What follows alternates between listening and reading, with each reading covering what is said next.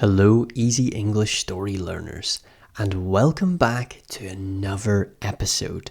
Have you ever wished that you could look into the future? Would you want to know what could happen tomorrow or even next year? Well, in today's episode, we are going to look at just that. We're going to look at a very exciting and intriguing story today. And hopefully, you are going to learn some new easy English vocabulary along the way.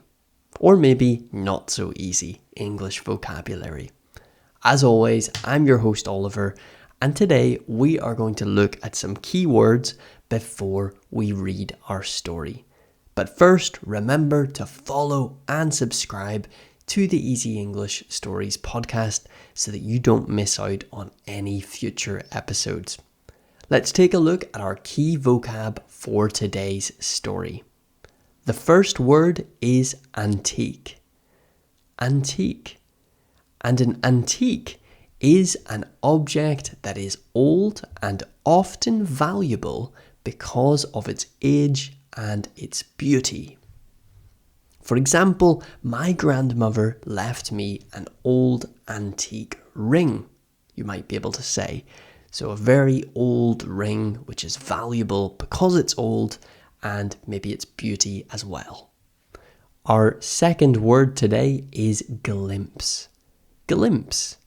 And to glimpse at something is to have a very brief or quick look at something.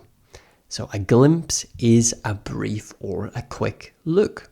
So for example, I caught a glimpse of a famous actor as he drove quickly past us. Predict is our third word. Predict. And to predict is to say that an event will happen in the future. So you're making a prediction. You're predicting that something will happen. And our fourth word today is burden. Burden. What does burden mean?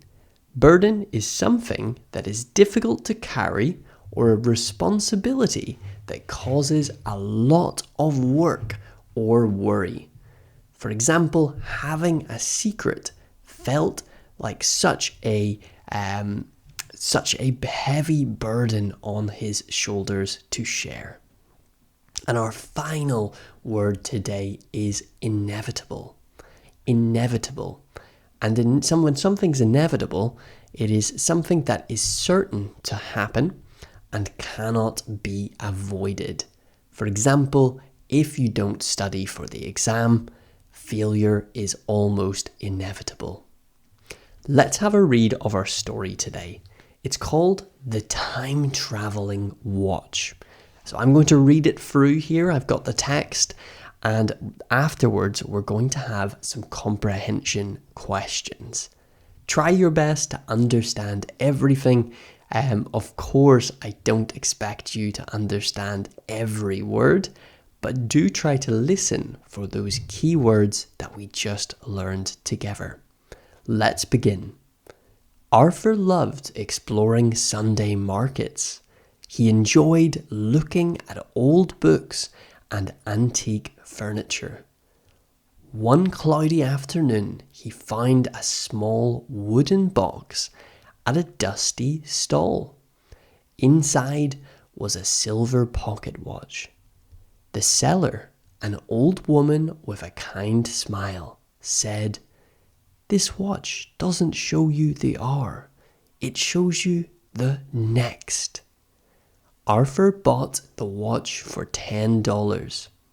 And as he walked home, he clicked the button on top. Suddenly, the glass face of the watch changed. Instead of numbers, he saw a tiny clear glimpse of the street 5 minutes into the future. He saw a man trip over a loose stone and drop his bag of groceries. 5 minutes later, it happened exactly as the watch had shown. At first, Arthur used the watch for small things. He could predict which bus would arrive first, or if a seat would be free in his favourite cafe. He felt like he had a superpower. But soon, the watch began to feel like a burden. One morning, Arthur clicked the watch and he saw a vision of a storm destroying his neighbour's beautiful garden.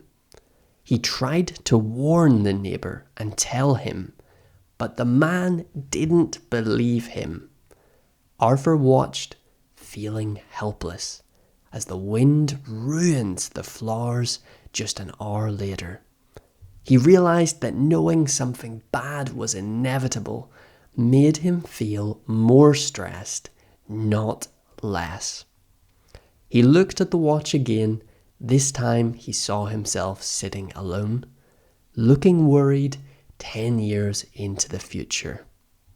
He realised that he was so busy looking at the watch that he was forgetting to live in the present moment. Arthur walked back to the Sunday market.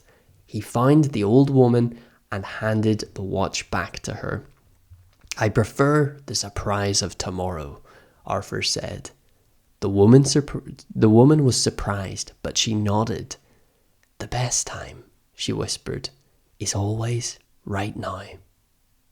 What a wonderful story.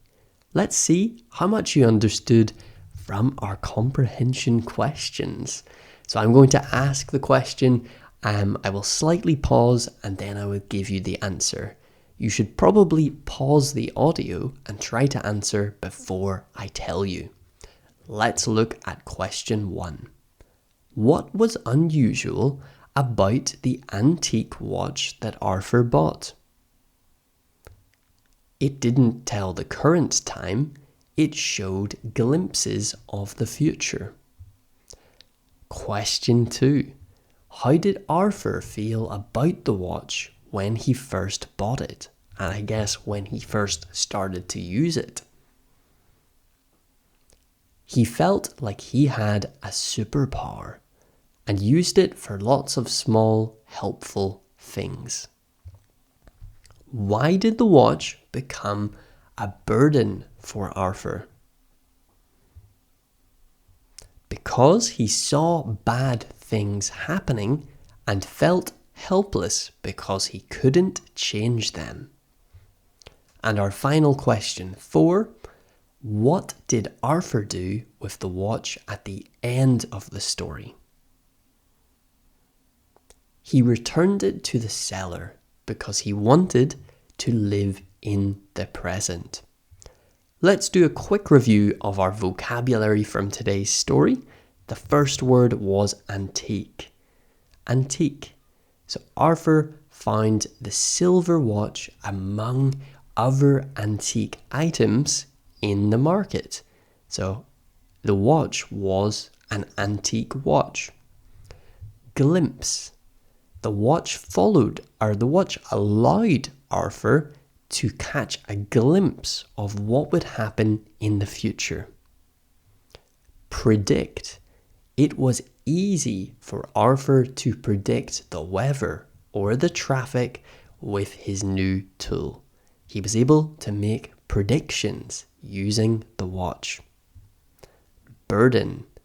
Knowing the future became a burden for Arthur because it caused him to worry too much and become stressed. And finally, inevitable.